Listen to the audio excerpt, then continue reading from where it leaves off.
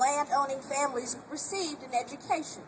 We have crossed those bridges before and fought and won those battles already in the courts, and we are not going back. But when school boards and their superintendents decide that a first-class public education is not for all of the public's children, then they have violated the public's trust as well as their own public oath as public servants. As long as students are segregated along class and race lines in American schools, it is unlikely that there will be sufficient political will to equalize education opportunity.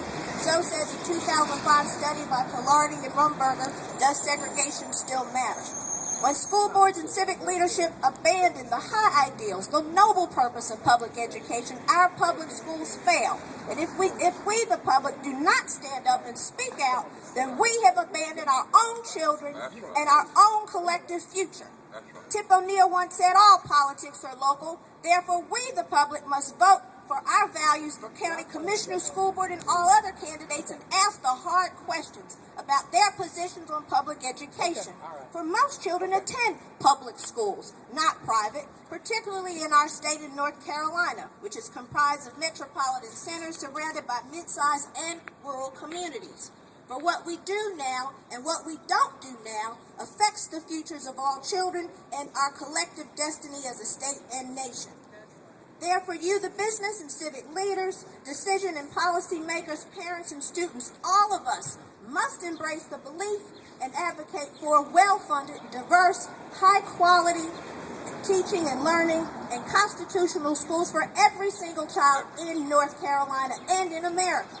We must pull together and not pit one class, language, race, or ethnic group against the other. For the challenges we face in our public schools in North Carolina, as well as in our nation, must be addressed systematically and systemically as school communities and not through self-interest vis-a-vis neighborhood schools. We must address opportunity and achievement gaps, failing physical plans, inequitable funding, criminalization of students through zero-tolerance policies, strengthen the K-16 pipeline, and enhance the dialogue, relationship building between school systems and the communities they serve. The Washington Post veteran education contributor Valerie Strauss stated in a recent article, Americans don't really think very much of their children, not really. Yes, we love our own children, and sometimes the kids next door. Is she right, North Carolina? Let's prove her wrong. Come out to HK on J5, 2011, February 12th, and support public education, high-quality education, constitutional schools for every single child in North Carolina and in America.